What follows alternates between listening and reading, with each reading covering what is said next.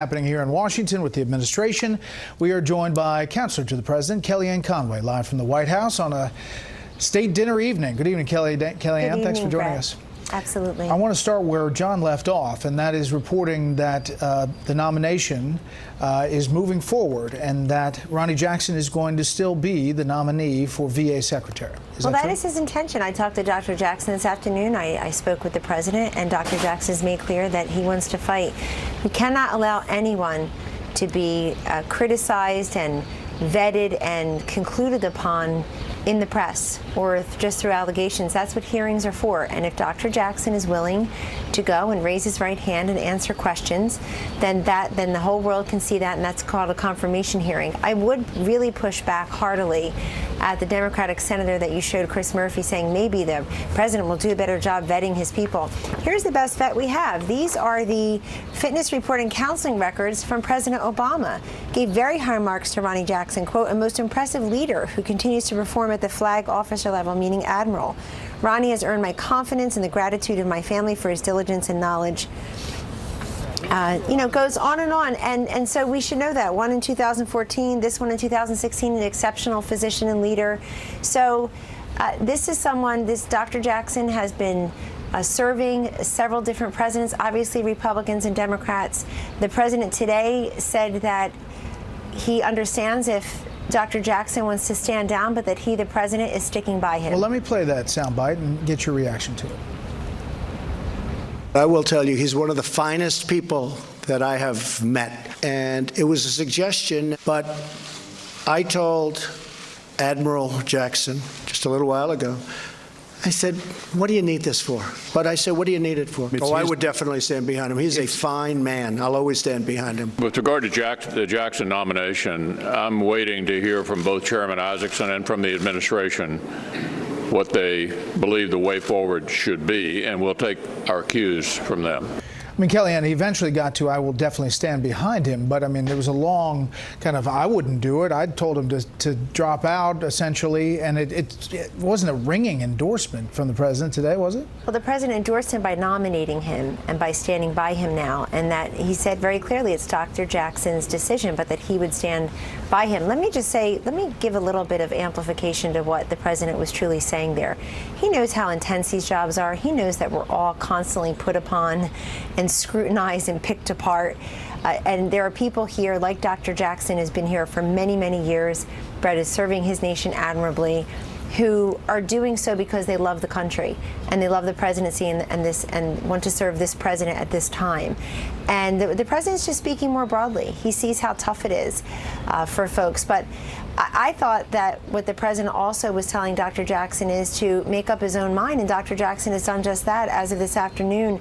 I want to just read one last thing because I think this is important. Quote, continue to groom and promote this highly capable officer. That came from former President Barack Obama in a signed statement, and I think that President Trump agrees. Continue to groom and promote this highly capable officer. Yeah, last thing on this. I mean, the allegations involve a whistleblower to the IG coming forward, reportedly allegations of excessive drinking, questionable prescription practices, and creating a toxic work environment, as well as the charges that he's not up to the massive bureaucracy that the VA is. That is what's coming from Capitol Hill. You're saying all of those things are wrong.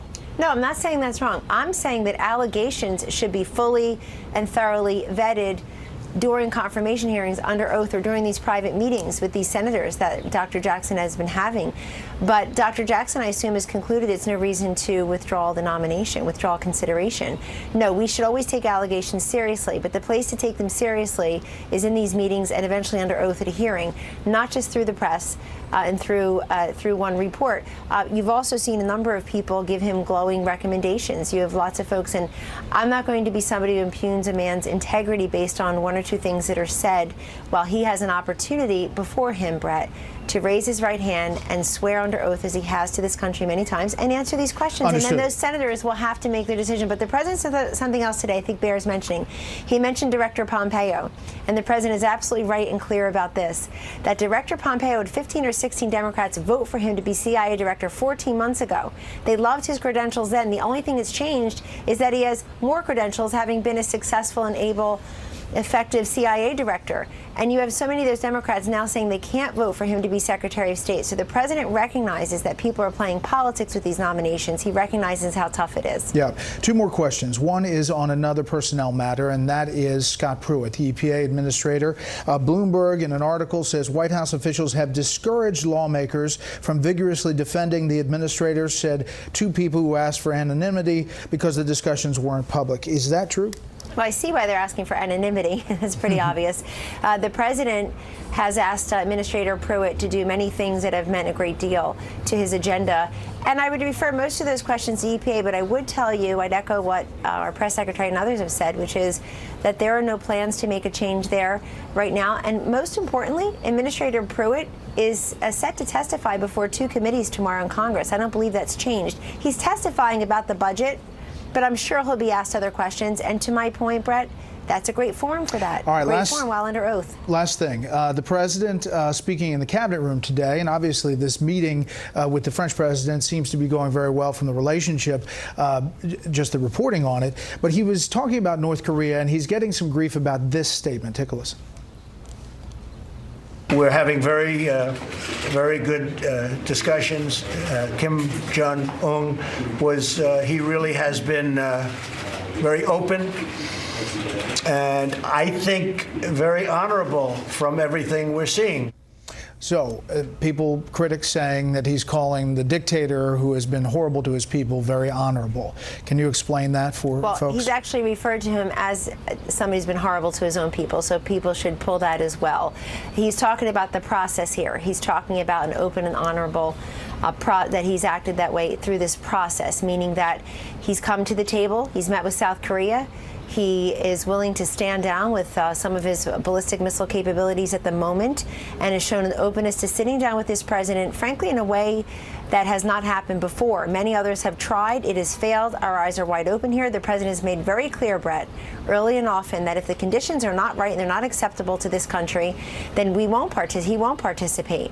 But even South Korea today said that North Korea is leaning towards denuclearization, as they put it. And we like the progress. We like the fact that Director Pompeo has already been over there, didn't leak, that he's already been over there over Easter for the first round of meetings.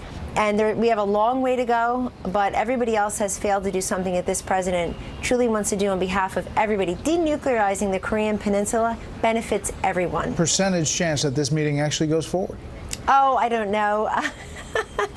That's really that's in large part up to North Korea and how serious they are in making, I think, concessions and making moves before they get there. And the president really railed back today against something that really was very, very angering to some of us over the weekend. This idea that he's made too many concessions already. Like what? What concessions has the president made? He's trying to have a conversation and trying to denuclearize the Korean Peninsula. And last week with Mr. Abe, even today with Mr. Macron from France. I mean, he's bringing global leaders in to pressure those who are nuclear capable. Look at Mr. Macron today, President Macron today, saying that he thinks we, quote, need a new deal in Iran. Right. And it has to meet five criteria, but it's President Trump that's been the strongest on that, and he's bringing along major players and influencers like France. Kellyanne Conway, we appreciate you coming by on State Dinner Night. Thank you.